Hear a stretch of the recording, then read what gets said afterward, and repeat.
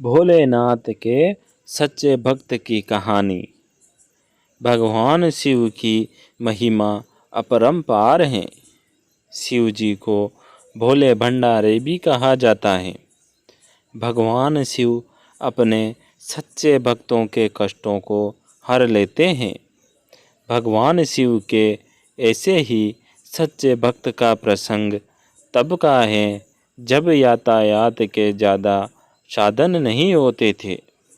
अगर कोई किसी तीर्थ स्थल पर जाता था तो पता नहीं होता था कि वापस घर लौट भी पाएगा या नहीं। भगवान शिव का भक्त बहुत कठिनाइयों के बाद केदारनाथ धाम पहुंचा। जब वह वहां पहुंचा तो मंदिर के पुजारी जी मंदिर के कपाट बंद कर चुके थे। उसने पुजारी जी से बहुत विनती की, मैं बहुत समय और कठिनाइयाँ सहकर महीनों बाद यहाँ पहुँचा हूँ। आप कृपया मुझे दर्शन करने दें। पुजारी जी ने बहुत विनम्रता से बोला कि इस मंदिर का नियम है कि इसके कपाट 6 महीने खुलते हैं और 6 महीने बंद रहते हैं।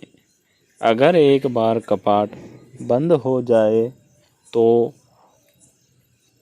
तो 6 माह बाद ही खुलेंगे। अब आपको 6 मास बाद ही आना पड़ेगा। यहाँ पर जीवन बहुत कठिन है क्योंकि यहाँ बहुत ज़्यादा ठंड पड़ती है।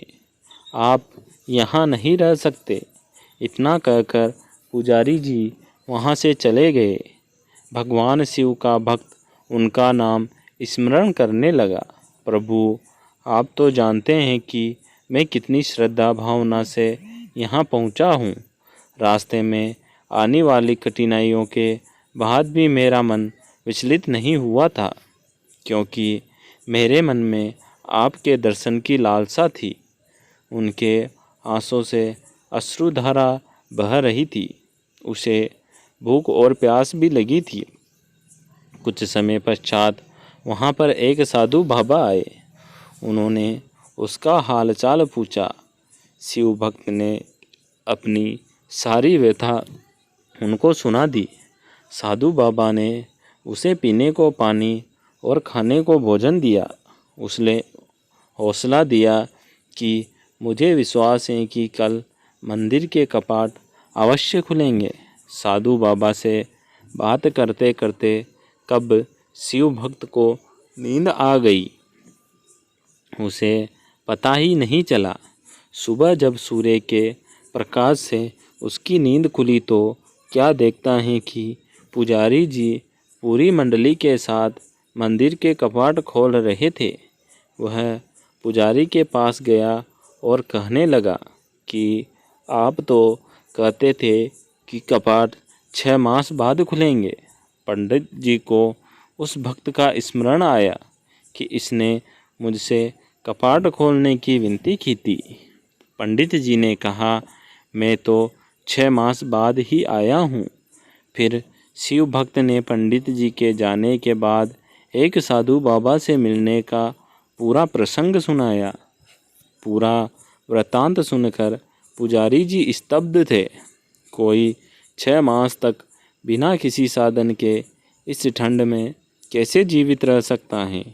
पुजारी जी उस भक्त के चरणों में गिर गए। वह कहने लगे कि कितने वर्ष बीत गए मंदिर में सेवा करते, लेकिन कभी प्रभु के दर्शन नहीं कर पाया। लेकिन तुम्हारी आस्था सच्ची थी।